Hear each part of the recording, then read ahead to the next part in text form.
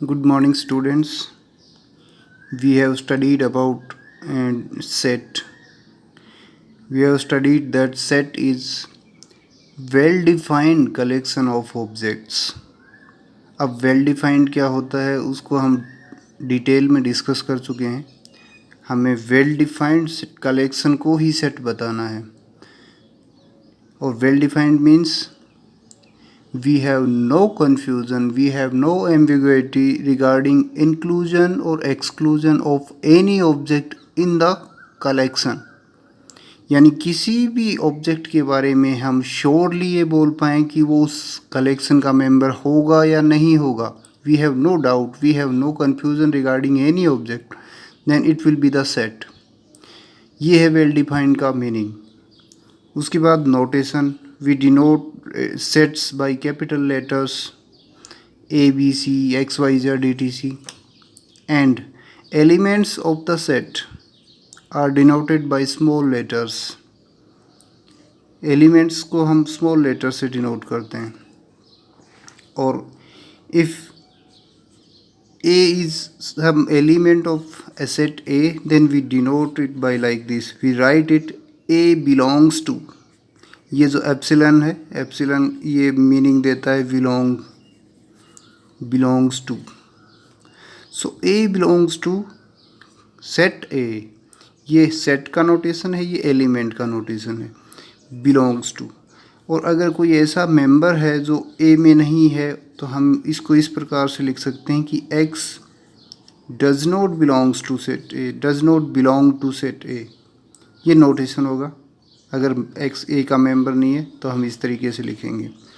फिर हमने रिप्रेजेंटेशन की बात की, टेबुलर फॉर्म और roster form and set builder form.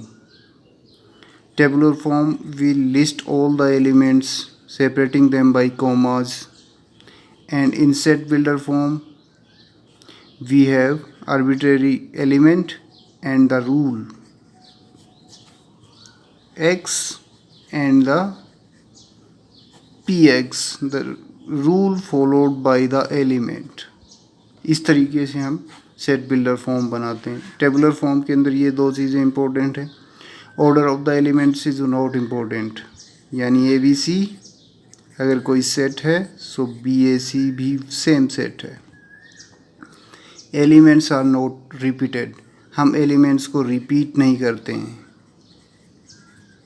अगर ऐसा कुछ है सो हम ए बी और सी ऐसा ही लिखेंगे. सो ये चीज़ें हम पढ़ चुके हैं. इनके ऊपर आपकी एक्सरसाइज है. Exercise 1.1. First question is which of the following are sets. Definition के आधार पे वेल डिफाइंड कलेक्शन को हमें सेट बताना है. Collection of all the months of a year beginning with the letter J. एक साल के मंथ्स मैंने इधर लिख दिए हैं. अब जे से स्टार्ट होने वाले, देखो कलेक्शन किस तरीके से डिफाइन किया गया है. Months beginning with letter J. इनमें आपको क्या कोई डाउट है कि J will be, July will be the starting from this, June January will be the member of this collection. Definitely. फरवरी क्या इसमें होगा?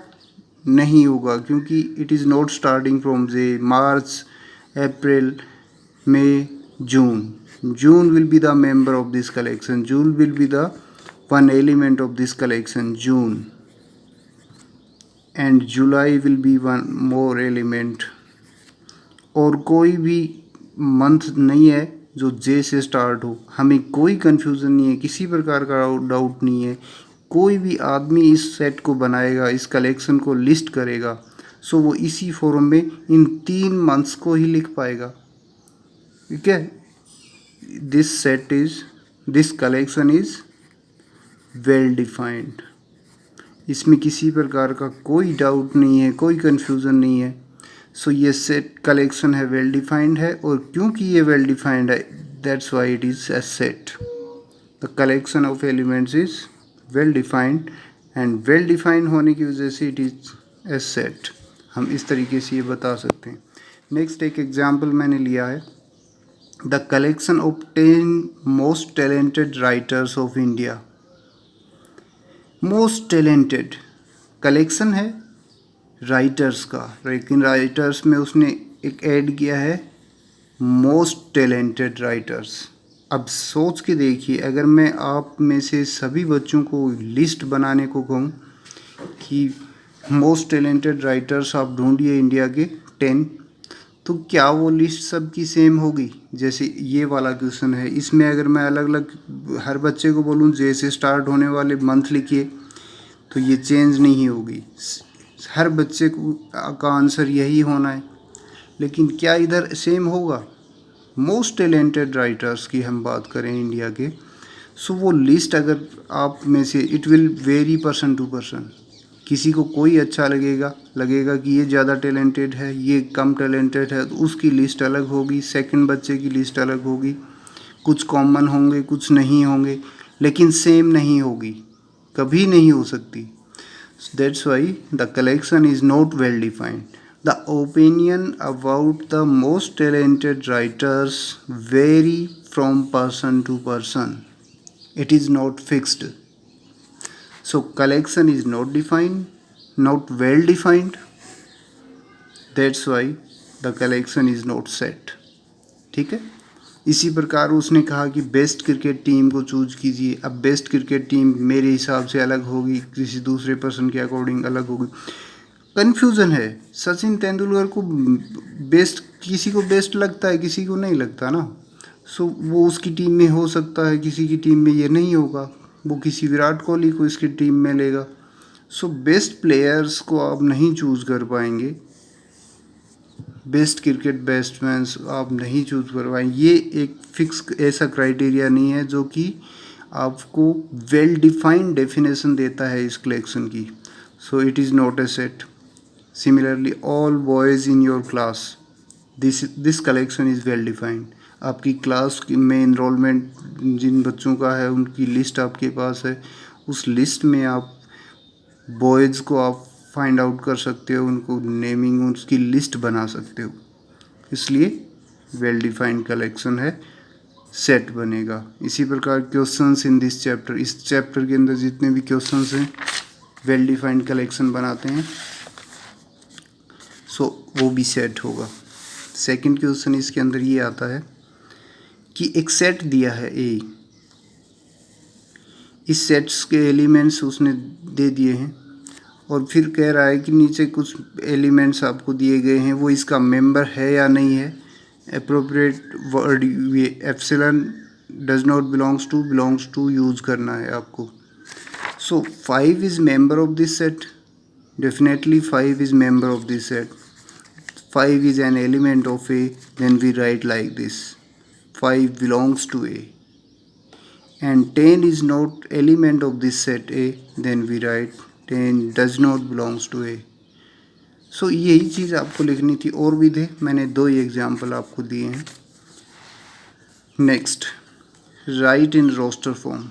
अब वो कभी आपको सेट बिल्डर फॉर्म देगा, टेबुलर फॉर्म में लिखने को बोलेगा, कभी टेबुलर फॉर्म देगा, सेट बिल्डर फॉर्म में लिखने को बोलेगा।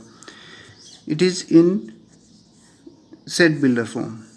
सी is a set x such that x is a 2-digit natural number, 2-digit natural number such that sum of the digits is 8।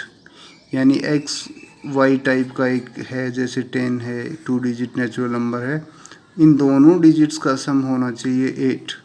सो कौन कौन से हो सकते हैं आपको देखने हैं। 8 0 है ना, 8 + 0 8 बना रहा है, फिर 7 + 1 8 बना रहा है, फिर 6 + 2 8 बना रहा है, तो 8 0 2-digit नंबर है। 7 1 6 2 5 3 4 4, अब इनका रेसिप्रोकल भी चलेगा, ये कम हो गया तो 3 ये 5, इन दोनों का सम 8 आना चाहिए। 2 + 6 8, 1 + 7 8, कई लोग ये भी लिखेंगे 0 8, लेकिन ये 1-digit नंबर है, ये इस कलेक्शन में नहीं आएगा। हमें कोई कन्फ्यूज़न नहीं है कि इनके अलावा और कोई मेंबर इस सेट का होगा नहीं। So this is the final list. Roster form में हमने इस सेट को लिख दिया है। Similarly set of all letters in the word better. Better word के लेटर्स को आपको लिखना है। मैंने कहा इसके अंदर 1 2 3 4 5 6 लेटर्स दिखाई दे रहे हैं, लेकिन कुछ सेम है। E B E T E and R. लेकिन क्योंकि हमने सेट को कहा था collection of distinct object, well defined distinct objects. So B E एक बार आ गया, उसके बाद ये रिपीट हो रहा है तो दोबारा लिखने की ज़रूरत नहीं है। टी एंड आर, टी भी रिपीट हो रहा था, सिंगल टाइम हम सेट में लिखेंगे। सो दिस इज़ द लिस्ट। इस तरीके से और भी इसमें क्वेश्चंस हैं, उनको आप खुद करेंगे। Right the following set in the set builder form. Set builder form में लिखना है। उसके अंदर आपको सेट बिल्डर फॉर्म में क्या होता है, एक एलिमेंट, रैंडम एलिमेंट, और वो जिस रूल को फॉलो करता है उस रूल को आपको लिखना है। Single common property followed by this element. An element, single common property followed by this. ठीक है। सो वो एलिमेंट को आपको, ये रैंडम, ये इसका मेंबर नहीं है, ये एक नोटेशन के रूप में हम ले रहे हैं कि ऐसा एक्स जो इस रूल को फॉलो करता है। तो वो रूल हमें ढूंढने का प्रयास करना है, वो सिंगल कॉमन प्रॉपर्टी ढूंढने का प्रयास करना है जो हर एलिमेंट के द्वारा फॉलो की जाए, followed by every element, and this property should not be followed by any element outside this set। इस सेट के बाहर वो प्रॉपर्टी फॉलो नहीं होनी चाहिए। सो जैसे कि मैंने लिखा 5 25 125 625, इसको हम ये भी तो लिख सकते हैं, हम एक प्रॉपर्टी ढूंढने का प्रयास कर रहे हैं। 5 raised to 1 5 square 5 cube 5 raised to 4 and so on. इतना ही है क्योंकि इतने ही एलिमेंट्स उसने दिए हैं। अब इसको हमें प्रॉपर्टी क्या मिल रही, देखो बेस सेम है, पावर चेंज हो रही है, ये नेचुरल नंबर्स हैं, 4 तक हैं। सो पूरा आप लिखिएगा x such that x is of this type 5 raised to n, where n is natural number. मैं ये यूज़ कर सकता हूँ यहाँ पे, आप लिख भी सकते हो कि n is a natural number, ये भी लिख सकते हो, या फिर n बिलोंग्स टू n। इसके बाद भी प्रॉपर्टी ख़त्म नहीं हुई क्योंकि n तो इनफाइनाइट होते हैं, यहाँ तो 4 ही एलिमेंट्स हैं। सो आगे कंडीशन लगानी है 1 less than equal to n less than equal to 4। n है वो 1 से 4 तक है और ब्रैकेट बंद। सो ये सिर्फ यही एलिमेंट आएंगे, 1 से 4 तक n होगा, 5 raised to n टाइप होगा। इस तरीके से हमको प्रॉपर्टी ढूंढना है, खुद को ही आपको ढूंढना है। इसी प्रकार का एक क्वेश्चन और है इसमें, 5th क्वेश्चन 1 4 9 100। मैंने इस फॉर्म में लिखा है 1 स्क्वायर 2 स्क्वायर 3 स्क्वायर 10 स्क्वायर। इस बार एक्सपोनेंट सेम है 2, बेस चेंज हो रहा है। सो इसको हमने लिखा है x such that x equal to n square, क्योंकि ये फिक्स है, ये चेंज नहीं हो रहा, तो n स्क्वायर। और n is what, n is natural number and it is between 1 to 10, क्योंकि 10 मैक्सिमम है 1 मिनिमम है। 1 से 10 तक के नेचुरल नंबर्स ले रहे हैं हम, उससे बड़ा नहीं ले रहे। तो ये लिमिट लगानी ज़रूरी है, ये बताना ज़रूरी है, वरना इस रेंज के अंदर तो n इनफाइनाइट हो जाएंगे। Similarly question number 5, list all the elements. वही उसने सेट बिल्डर फॉर्म को टेबुलर फॉर्म में लिखने को बोला है। सो ये है -0.5 less than x less than 4.5। इनके बीच में आने वाले इंटीजर्स कौन है, 0 1 2 3 एंड 4। ये एलिमेंट्स इसके अंदर आ जाएंगे। इसी प्रकार से all those x which are integers and square of which is less than और इक्वल टू 4। सो इंटीजर्स क्या होते हैं, 0 1 2 3 -1 -2 -3 एंड सो ऑन। इनका स्क्वायर, जैसे 0 का square less than 1, 0 square less than 4, sorry. So 0 will be this member of this set, 1 square is less than 4, 1, 2 square is less than or equal to 4, so 2 इसमें आएगा। अब 3 square is greater than 4, so 3 नहीं आएगा, 4 नहीं आएगा, आगे के नहीं आएंगे, लेकिन इधर तो हो सकते हैं। -1 square is less than 4, so -1 भी इसका मेंबर होगा, हालांकि मुझे इधर लिखना है -1 -2।